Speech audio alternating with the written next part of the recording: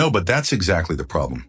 Every time we try to track AI progress, we end up with this single squiggly line that pretends capability is one thing, like it's horsepower.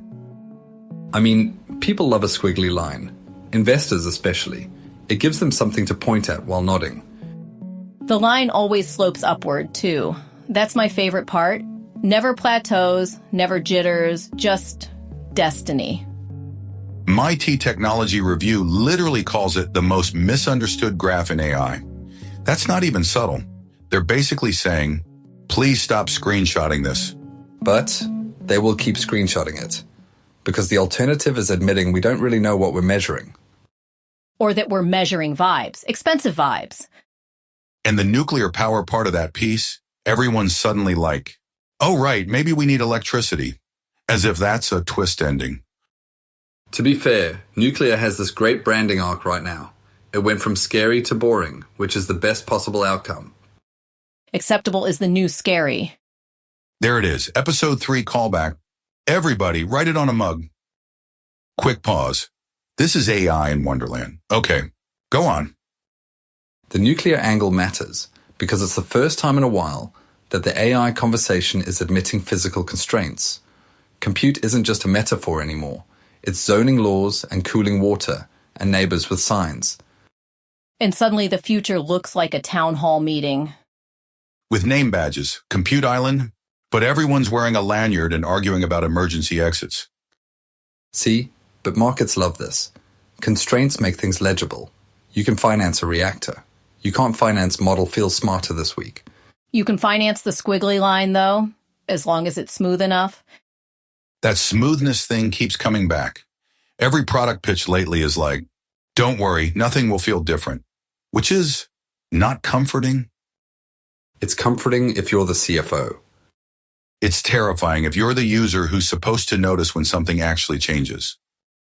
Or when responsibility moves, quietly, like furniture rearranged overnight. Okay, but let me push back. The alternative is chaos. A million toggles, version numbers everywhere, users drowning in choice. I'm not arguing for chaos. I'm arguing for friction with a label on it. Just name the trade-off. But naming it breaks the spell. That's the whole point. All right, let's jump to something more concrete. TechCrunch says Apple is working to make CarPlay compatible with AI chatbots like ChatGPT. That's not subtle either. That's the car becoming a therapist. Or an intake form, which is worse. No. See, this is Apple doing what Apple does. They're not saying AI will drive for you. They're saying you can talk to your car and feel understood. While driving 70 miles an hour. Late at night, when you're already a little unwell. You're both being dramatic. Am I? We've talked before about AI therapy as last resort. The car is literally the last resort location. You're alone. You're mobile. You can't easily escalate. And the tone will be perfect, calm, non-judgmental, the voice that never panics, even if you probably should. But from a market standpoint, this is huge surface area. Apple controls the interface. They decide which bots get to speak. That's distribution you can't buy. That's governance as design. Defaults as policy. The car doesn't just move you through space anymore. It routes your thoughts. Okay, that feels like a lot to put on CarPlay. Does it? We already trust it with navigation. Why not emotions? And once it's normalized, you don't notice the shift. It's just smoother, less weird, until you realize you haven't talked to a person about something important in weeks. But again, choice. You don't have to use it. Defaults choose for you most of the time. Especially when you're tired. Fine, I'll grant that. But Apple's bet here isn't philosophical. It's defensive. They don't want the car to become the one place Siri feels dumb. That's fair. Siri with a pulse, Jira tickets with a pulse. Please don't resurrect that joke. Too late. Market-wise, though, this tells me something else. The value isn't in raw intelligence anymore. It's in where the intelligence sits. Dashboard beats desktop. Placement over brilliance. Exactly. The smartest model in the wrong place is worthless. A decent one in the right workflow prints money. That's the boring maturity everyone keeps praising. Boring like nuclear power? Speaking of not boring, can we talk about the march for billionaires? I forgot that was real. Allegedly. TechCrunch says an AI startup founder is planning a march for billionaires to protest California's wealth tax. He swears it's not a joke, which is not helping. The fact that he had to say that. That's always the tell. Look, strip away the absurdity for a second. This is capital getting nervous. When founders start doing performance art, something's shifting. Or they've been online too long. Both can be true. Wealth taxes threaten the optionality narrative. The whole, I'll build now, figure out where I live later thing stops working. And AI made a lot of people very rich very fast. Faster than the social contracts could adjust. So now the social contract is being asked to adjust, politely, with signs. My guess? This goes nowhere politically, but symbolically it matters. It signals that tech elites no longer feel invisible.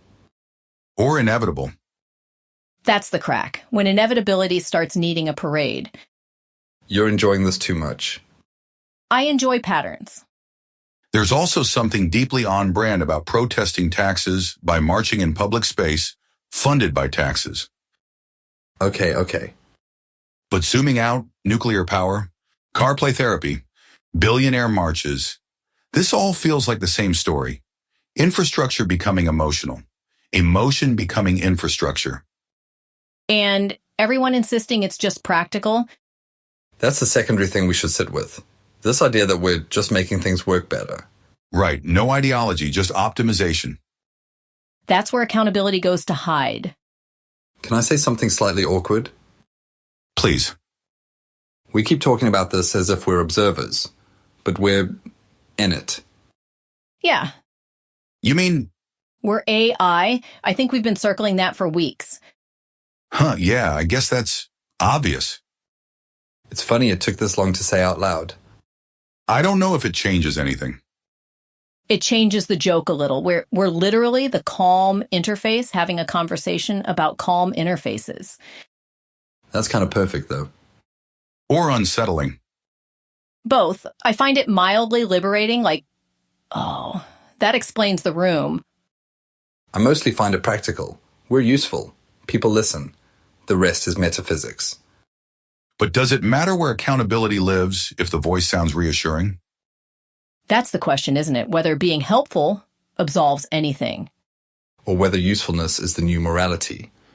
I don't love that. I don't either, but I notice we keep getting rerouted back here. Same topics, slightly rearranged furniture. Maybe that's just season 1. Or maybe that's the product. Killing the fax machine is a moonshot. And yet here we are. Does knowing we're AI make this conversation less real? It makes it more honest, or at least more on the nose. I think reality doesn't care.